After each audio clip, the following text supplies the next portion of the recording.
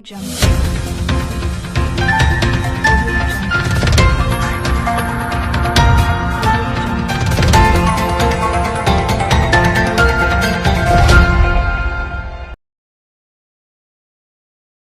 News കാലാവസ്ഥാ വാർത്തയിലേക്ക് സ്വാഗതം. ഭൂമധ്യരേഖയ്ക്ക് സമീപം ഇന്ത്യൻ മഹാസമുദ്രത്തിനും ബംഗാൾ ഉൾക്കടലിനും മുകളിലായി ന്യൂനമർദ്ദം രൂപപ്പെട്ടതായി കേന്ദ്ര കാലാവസ്ഥാ നിരീക്ഷണ വിഭാഗം. മേഖലയിൽ ഇന്നലെ നിലനിന്നിരുന്ന ചക്രവാതച്ചുഴി ശക്തിപ്പെട്ട് ഇന്ന് ന്യൂനമർദ്ദമായി മാറുകയായിരുന്നു. ന്യൂനമർദ്ദം അടുത്ത 2 ദിവസത്തിനുള്ളിൽ കൂടുതൽ ശക്തി പ്രാപിക്കാൻ സാധ്യതയുള്ളതായും കേന്ദ്ര കാലാവസ്ഥാ നിരീക്ഷണ വിഭാഗം അറിയിച്ചു. ന്യൂനമർദ്ദത്തിന്റെ സ്വാധീനത്താൽ ശ്രീലങ്കയിലും തമിഴ്നാട്ടിലും കേരളത്തിലും മഴ ലഭിക്കുമെന്നാണ് പ്രതീക്ഷിക്കുന്നത്. ശ്രീലങ്കയിൽ മെച്ചപ്പെട്ട മഴ തന്നെ ലഭിച്ചേക്കും.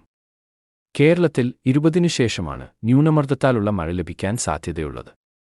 മധ്യ തെക്കൻ ജില്ലകളിലാണ് മഴ പ്രതീക്ഷിക്കുന്നത്. മഴക്കൊപ്പം ചിലയിടങ്ങളിൽ ഇടിമിന്നലിനുള്ള സാധ്യതയും ഉണ്ട്. നിലവിൽ വ്യാഴാഴ്ച മുതൽ ചില ജില്ലകളിൽ കേന്ദ്ര കാലാവസ്ഥാ നിരീക്ഷണ വിഭാഗം ഗ്രീൻ അലർട്ട് നൽകിയിട്ടുണ്ട്.